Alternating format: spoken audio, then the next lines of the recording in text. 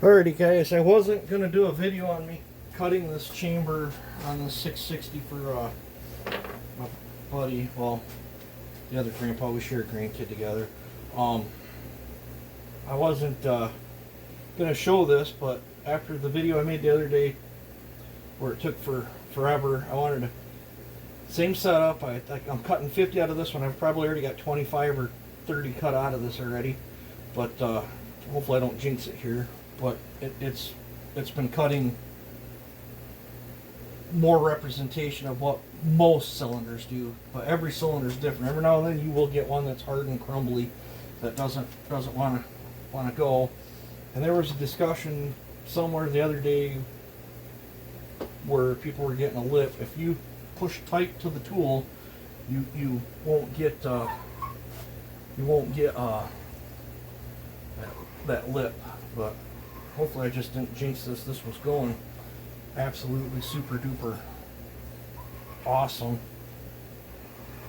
And I wanted to show you guys, you know, some cylinders are easier than others. See, I'm getting nice big kernel. And I'm getting nice clean cuts other than I got a flake up in there, but much different experience on a different cylinder compared to that Husky cylinder. Some Husky cylinders cut nice, some don't. Some of the same model. I've had 660 cylinders put up hellacious fights too. I think it just depends on the day and what the aluminum was casted out of, I think. This seems to be pretty nice cutting things. It's the same bit too. I didn't change bits or nothing, but see, I'm getting the nice, instead of powder, I'm getting the nice beautiful shaves. Typically I call this a pleasant one to cut. They can all have varying degree of results, but hopefully I won't have to sand this chamber and we can just do a finish cut. I still feel a hard spot in it, but it's nothing like that Husky cylinder I did the other day. But when I'm getting big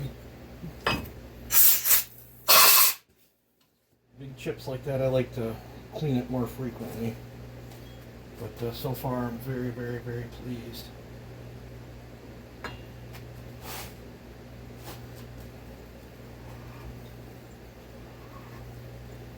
I'll probably just sit here in silence so I can concentrate for a minute.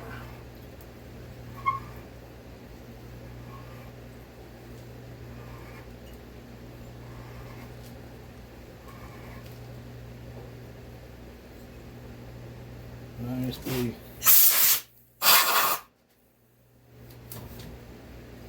Start right where I left off.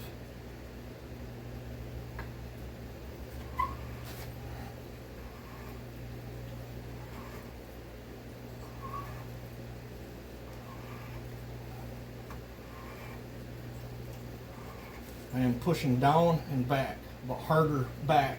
Like I can't express how hard I'm pushing back on this, because if you bump this, hear the play in there. If you have this like this and just push down and twirl it, you are going to have a ridge, and I suspect that's what them guys that are having problems with this style of cutter is running into. So that slop's in there, so when you go to set this down, I'm pulling back towards me. See, I'm pulling it down so that cutter's not dragging down your nickel, then I push it back. Can you hear it? I push it back. I hold back pressure and down pressure, and then I do the same thing down here at the base, and then I twist, and when I reset, I'm not letting up on the pressure anywhere at all.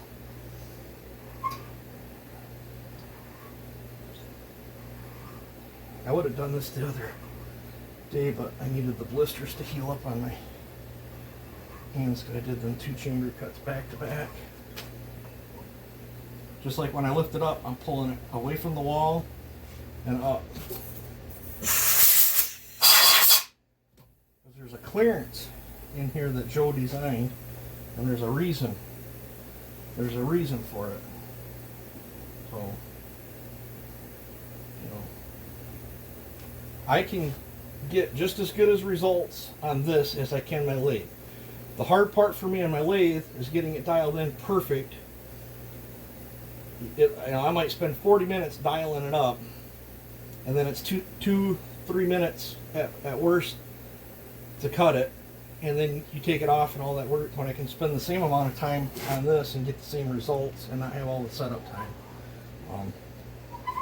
Plus, if there's an issue, I can feel it in my hands here and stop it, whereas if I run into an issue on my lathe, I might ruin a cylinder.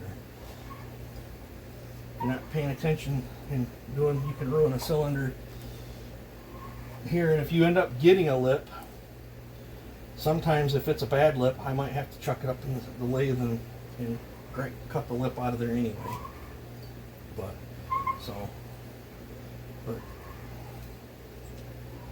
I've had tremendous results using Joe's cutter. I would recommend it for anybody that's into this, especially if they're not a production porter, they're just a hobbyist like me.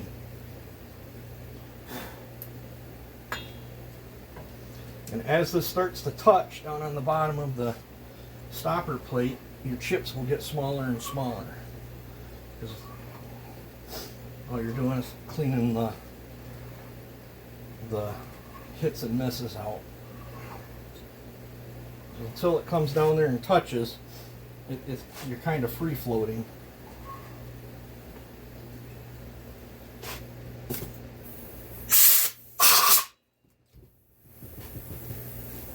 Oh, just a second, I'm gonna have to pause you guys. Alrighty guys, I have to seed this into the other video that I started on. I had a gentleman come pick the saw up. I forgot what I was about, but I'll get back on this.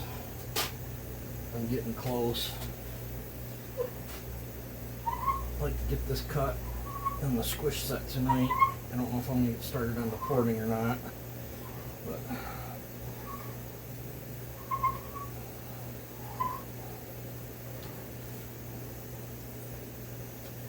see how they're getting smaller. I don't have a penny. I was going to send something, but I've had good luck rubbing the edge of the tool with that file.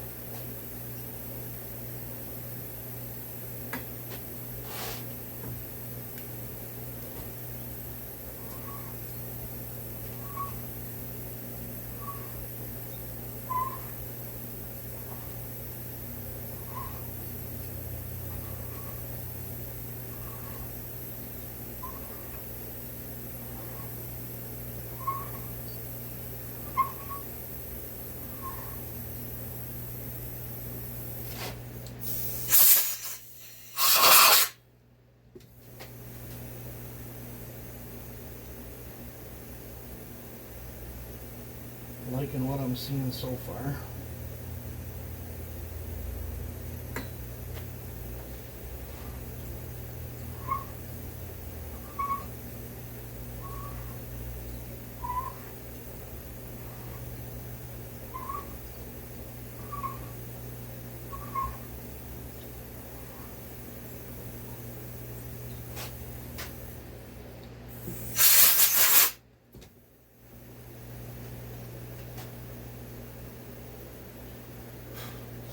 Now I did turn the edge of my bolt down here because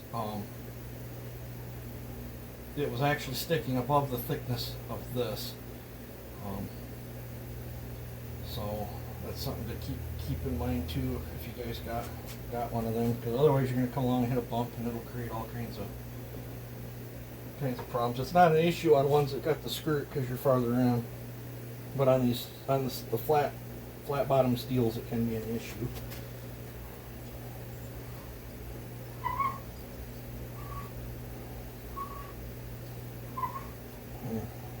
You can put that in a drill and just hold it up to a grinder and twirl it. You don't have to have it lathed to shrink the head of that bolt.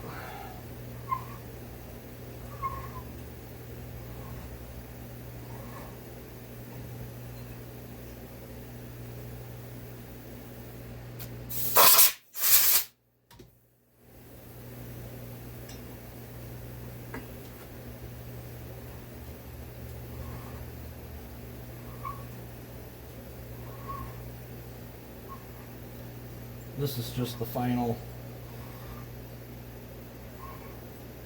I don't know what you want to call it, the final cut.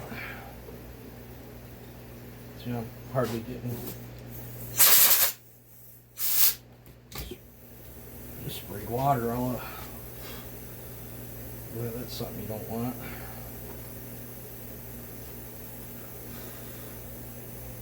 So it's time to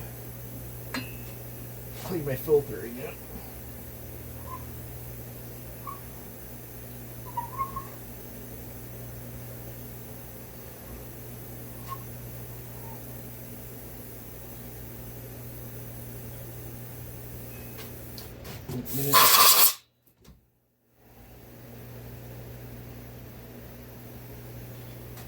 One more.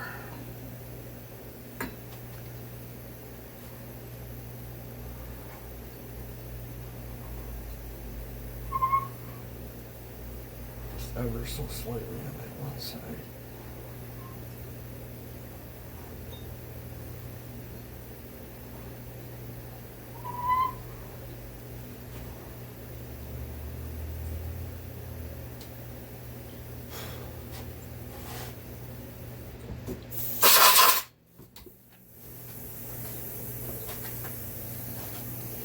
Yeah. That is a really nice finish in there. All I'm going to do is break that edge. Let's check it for a ridge.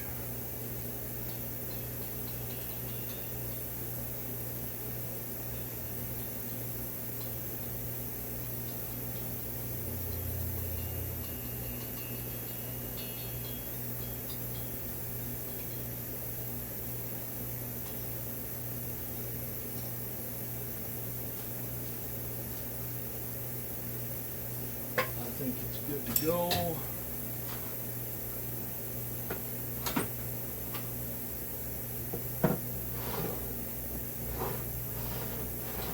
Don't have a piston. I should have a piston. Let me pause you. Alrighty, I found a brand new piston.